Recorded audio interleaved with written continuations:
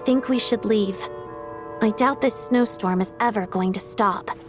For all we know, this storm might have destroyed all of Snezhnaya by now. Maybe even the whole world.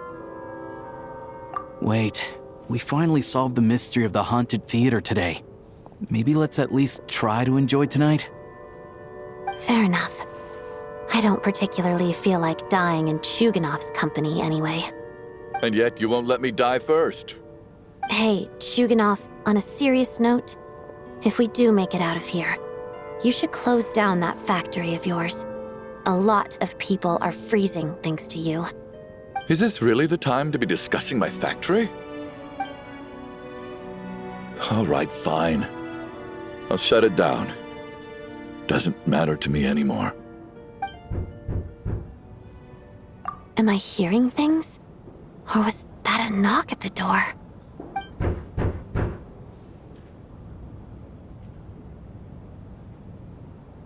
There it is again.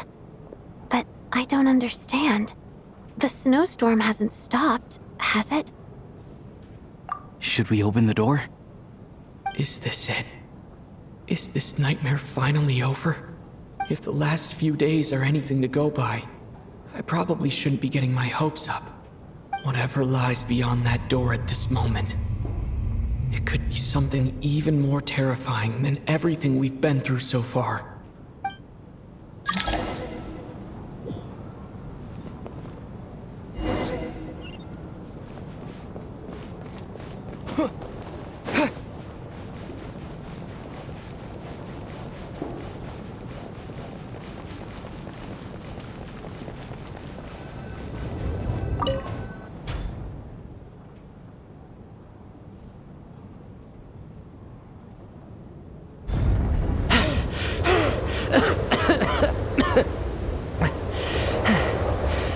Hey everyone, I'm back. How are you doing? Feeling any better? Much better, thanks. Whew, it is so good to have you guys here. I was a little worried that the theater would be empty by the time I got back. Let me see. Tonya and Vodyanitsa are missing, which means Vodyanitsa died last night. And then you discovered that Tonya was the other dead person. Am I right? Not Tonya. Pitashka. First, tell us how you made it back here. Given the conditions outside, no one should be able to return alive. You're right. The thing that got me back safely was a song. I heard someone singing. After walking into the snowstorm, my mind grew hazy. I don't know how long I walked through the storm before my mind completely slipped away. Then, suddenly, I heard the sound of singing. The voice instantly brought me back to my senses, and I regained consciousness. So I followed the voice, searching for the source of the singing. I searched and searched, until finally, just a few moments ago, there was the entrance to the theater, right in front of me.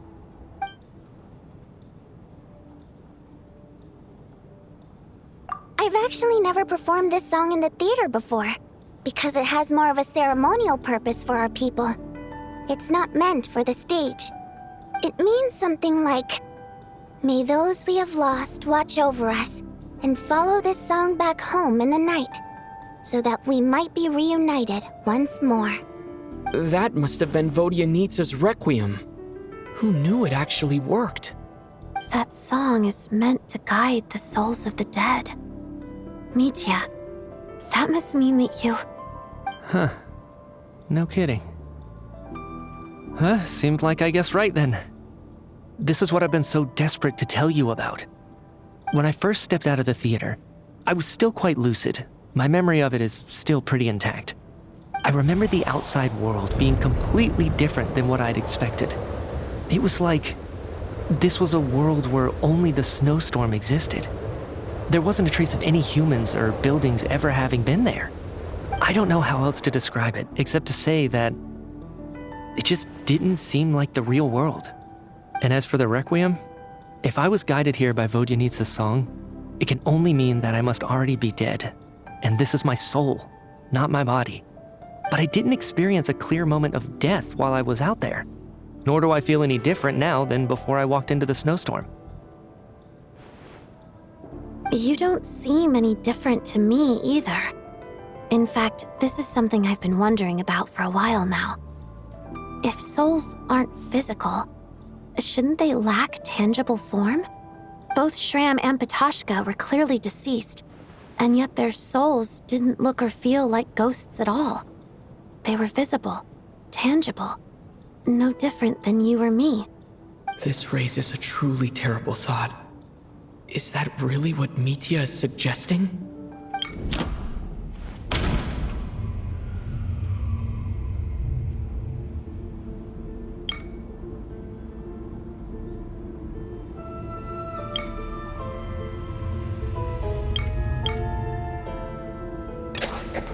Mitya's soul was summoned back by the Requiem, confirming that he is indeed already dead. And yet, he looks no different from us. Of course, if even the long-deceased like Mr. Shram can blend in with us undetected, then maybe we've all been dead from the very start. And all of us are now souls wandering the theater.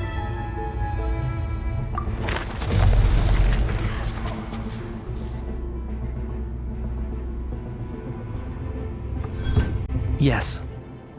I think that this is probably the afterlife. What did you say?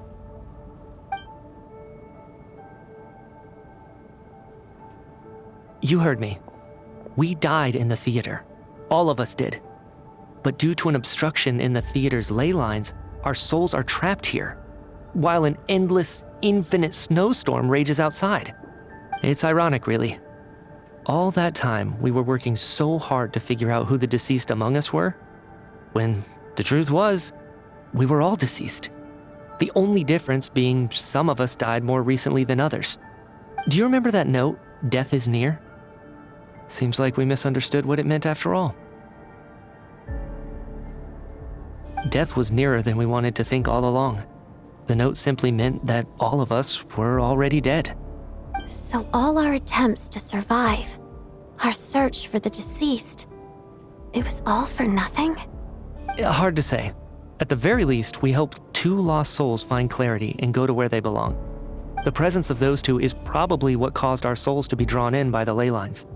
In which case, the deaths we've awoken to over the past few days were just souls returning to the ley lines for good. If what you're saying is true, doesn't that make us the lost souls now? Huh, no wonder. This afternoon, when I was moving Vodyanitsa's body, I noticed that the other bodies in the room hadn't decayed one bit after all these days. That's further proof that those aren't physical bodies at all, but merely our shells here in the afterlife. Am I really dead? This doesn't feel real to me at all. No, that's impossible. This cannot be how it all ends. I still find it hard to believe that all of us are dead. How exactly did we die in the real world? None of us have any memories of dying, right? Not even knowing how we died is preposterous. Good grief! Surely there has to be some reason. Exactly. It's hard to rest in peace when you don't even know how you died. It gave me lots to think about as I strode out into the snowstorm. I racked my brains trying to remember the cause of my death, the exact moment I died, the root of all of this, right up until my consciousness faded. Wait. Hold on. Right before I lost consciousness, I think I saw something.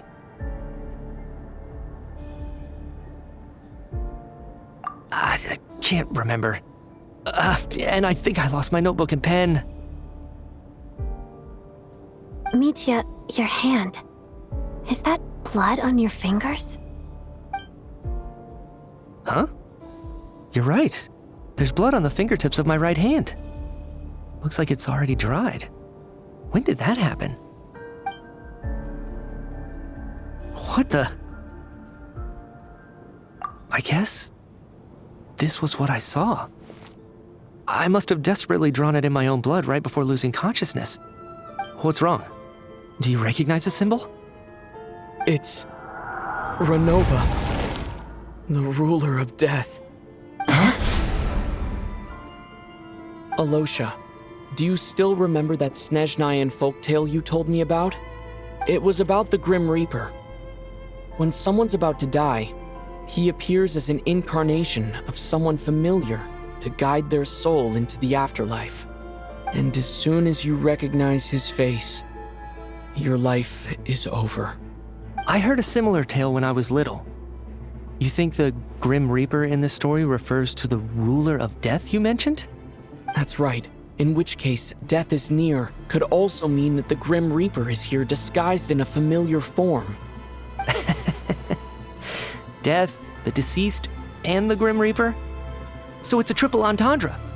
When I first saw this note, I thought it contradicted the investigation report.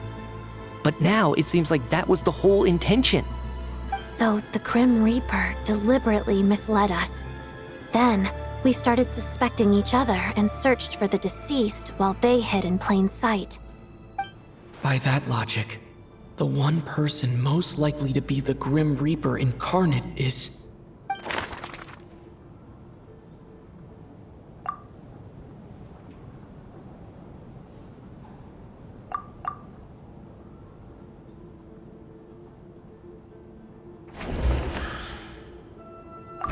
Identifying the Grim Reaper is a major decision to make.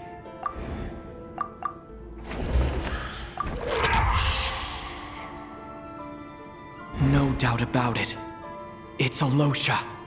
Looking back at how everyone has acted over the past few days, Alosha is most likely the Grim Reaper lurking among us.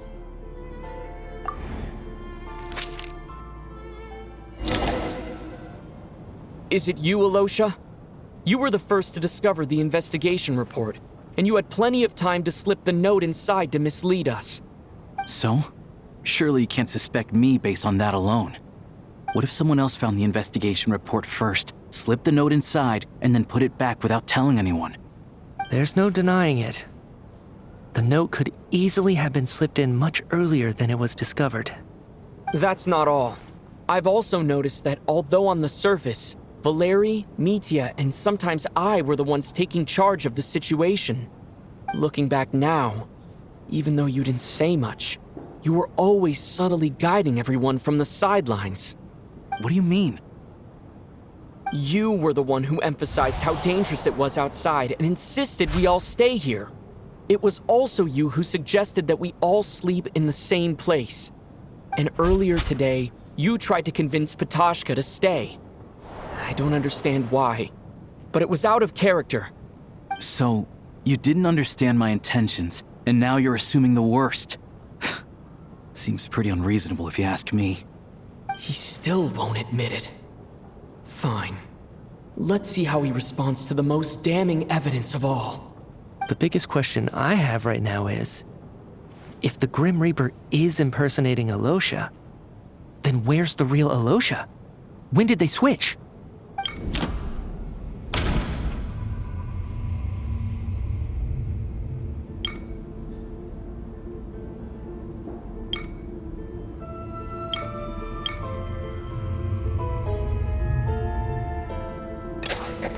That's right.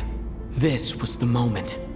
Right at the start, before any victims had even emerged, Alosha was switched with the ruler of death while everyone's guard was still down.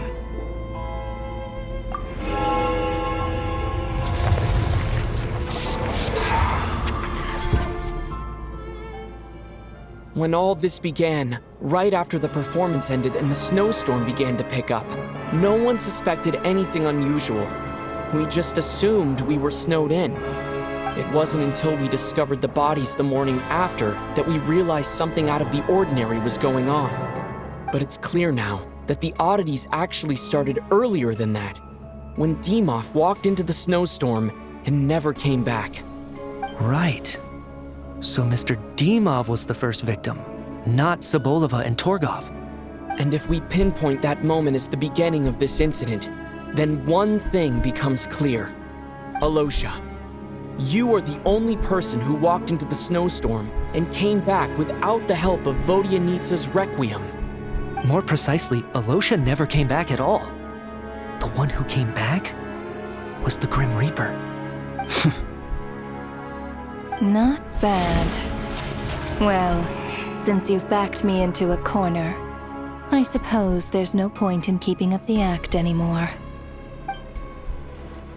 Alosha? You're the Grim Reaper? I am no such tired cliché. Mortals should address me as the ruler of death.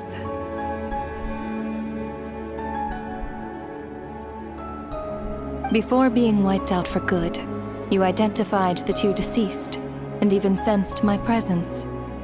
A commendable achievement, far beyond what I expected. I heard you can ferry souls. Those deaths each night. Were they your doing? Your initial conclusion was correct. Due to the existence of the two deceased, the ley lines yearned to reclaim those long-lost souls.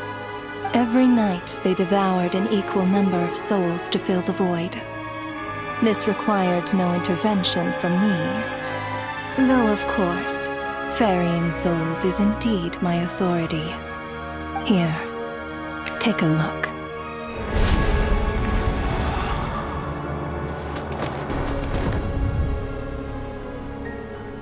What are you doing? That takes care of today's too. Don't get so worked up. You are already dead, and your souls must return to the ley lines. I know we're already dead. You murdered us, didn't you? Murdered? No. Murder is when mortals usurp my authority. Death is my jurisdiction. If I require someone to die, I need not resort to such laborious methods as murder. You simply met the criteria to trigger my curse of death. I know about the curse of immortality. So there's another death-related curse too? You cursed us? When? And why would you do such a thing? So often, humans pray to me, begging to know when their death will come, and what form it will take. But few people ask why. If you must have an answer, know that death comes simply because one's time has come. So you're not gonna tell us the truth? Hold your tongue. By all rights, you shouldn't even be allowed to speak with me. Those angels from the past are to blame for the reckless renovation of the ley lines here. It's made my work on this occasion infuriatingly complicated. Work? So trapping us here, making us watch our friends die, that's just another day at work for you? You clearly have a lot of questions. Fine. As a reward for your remarkable accomplishments over the past few days, I shall answer a few of your inquiries, provided they aren't too unreasonable. After the physical body dies, the soul must return to the ley lines for that person's death to be considered complete. My work encompasses the entire process of death, including, naturally, the guiding of souls into the ley lines, with which you are now so familiar. You must also be rather familiar with Natlan's Night Kingdom, I presume? It was I who supported the creation of the Night Kingdom. It provided a convenient means of guiding the souls of Natlan. Here, too, the ley lines connected to the theater underwent some modifications. The angels hoped to make them capable of accommodating the souls of some special creations. But this actually hindered their ability to accept ordinary souls to some degree. This effect manifested itself after you died from the curse in the theater, leaving you stranded in the afterlife, unable to achieve a complete death. But if souls who die from the curse of death fail to return to the ley lines within a short window of time, they will miss their chance for good. Then, they will remain forever suspended between life and death, no longer subject to the authorities of either. So if you don't resolve this matter soon, and see all our souls return to the ley lines before long, we'll escape your control. Mitya is sharp. This must be what Renova was worried might happen, and the reason she got involved to begin with. But if you have the authority to guide souls, why didn't you just show yourself and get it over with? Why hide among us in the form of Alosha? You seek to understand the mind of a god. Very well. I'll tell you. This is a theater, and I decided I wanted to watch a show about death. That's why I encouraged you to take the events to the stage. I found myself getting quite immersed. I suppose the entertainment you provided makes up for all the trouble you've caused me by being so defiant in the face of death. There. Are you happy with my answer? Can't say I am. Really? But it fits the stereotypes you humans have about gods. Just moments ago, you were complaining about how infuriatingly complicated your work here has been. Work is work, I get it. There are times when it's a huge pain, but you just have to get it done, right? That's a rather unique perspective for a human. You are in fact correct. There is a pain point in this case. Due to the obstruction in the theater's ley lines, there is a hard limit on the number of souls they can receive each day, making it impossible for me to ferry all your souls at once. Revealing my identity too soon would inevitably have led to futile resistance, and there was a risk that any souls who chose to run would disappear. Then there was the issue of the 2 lost souls you called the deceased. The way you resolved that quandary was all part of my design. That's what I don't understand. If all of us were souls of the dead, what made their presence among us special? For centuries, they have refused to return to the ley lines, exploiting the issues created by the angel civilization to resist being drawn in. Centuries of obsession accumulated during this process. You may think of this obsession as the resentment of the dead, and in this quantity, it was a bomb that could have detonated at any moment. It reached the point where I could not afford to leave it unchecked. But the only way to fix it was to help them acknowledge their own deaths, make peace with their regrets, and willingly walk into the snowstorm. Only then, with my guidance, could they finally return to the ley lines. Otherwise, you would not like to know what the consequences would have been. I vaguely remember seeing Batashka, but in the most terrifying form. Was that in a dream? Is that what would have become of her if she hadn't returned to the ley lines? I see your dreams brought you many revelations. So you see, death in fact grants wisdom to mortals. Souls connect to all things in the world and see the chain of cause and effect between them. It's nothing unusual. Anyway, giving psychological counseling to lost souls is not my strong suit. That is more of an angel's role. It was something I could not resolve directly using my authority, so I decided it was easier to leave the bomb defusal to you. Meanwhile, of course, their presence caused the souls of other members of your party to return to the ley lines each night. From where I stand, that was killing 2 birds with 1 stone. As both issues slowly resolved one another without me having to lift a finger, all I had to do was stay close by and keep the situation under control. Then use my authority to wrap things up at the end. And, of course, while I was at it, I thoroughly enjoyed watching this drama, dealing with death from a mortal perspective, play out on the stage. Sounds like you had it all figured out, Grim Reaper.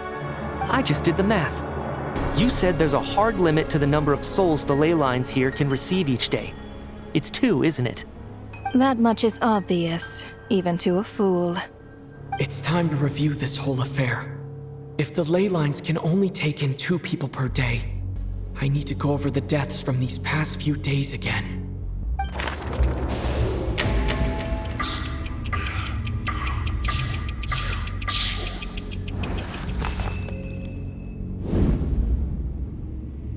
Looking back now, none of us had the faintest idea at the time. From the moment that staff member named Demoff walked into the snowstorm, the incident had already begun.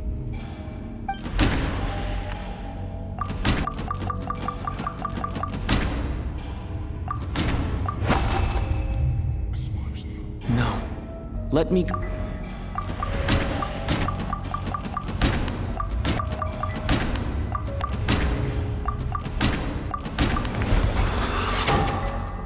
Alosha was the second to walk into the snowstorm after Demoth to investigate. During this process, the ruler of death assumed his identity, making him one of the victims.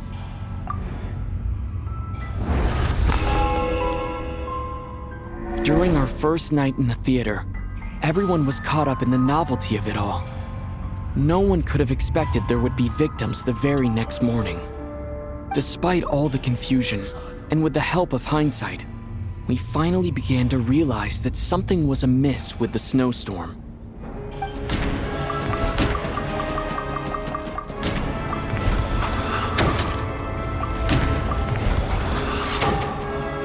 The ley lines devoured Torgov and Sobolova on the first night. At the time, we thought this might be a murder case connected to Lelik.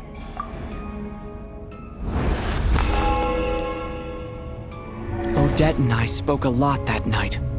3 people were on watch, but in the morning, we discovered that someone had fallen victim all the same.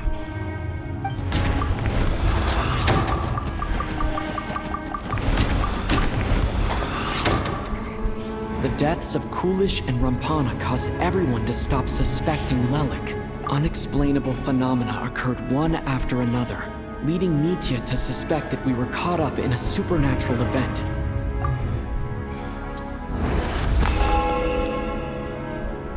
Later, we discovered that there seemed to be an extra person among us, and subsequently discovered the existence of the deceased.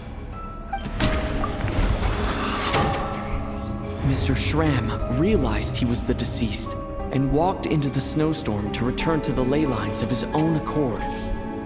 It turns out there really was a dead person among us.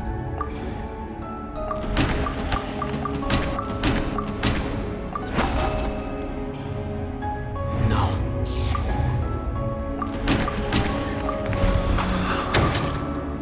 He thought it was all over.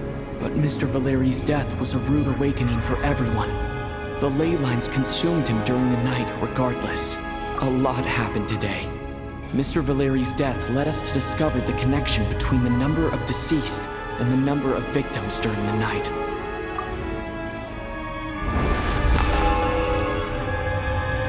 The fact that there was more than one deceased seemed to bring us back to square one. Odette revealed some information she had been keeping to herself.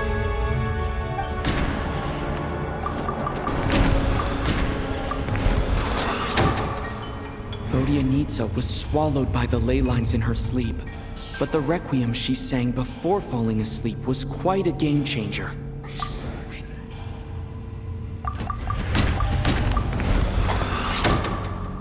As it happened, Patashka filled the void left by Mitya's return from the ley lines by walking into the snowstorm this morning. The girl I thought was child sister Tonya turned out to be another of the theater's deceased. Come to think of it, Patashka was about to walk into the snowstorm at that time, and Renova, unaware that Mitya would return, was concerned that her soul would overflow from the ley lines. That's why she used Alosha's voice to try and persuade her to stay behind. Looking back, I suppose that was an early slip-up on her part.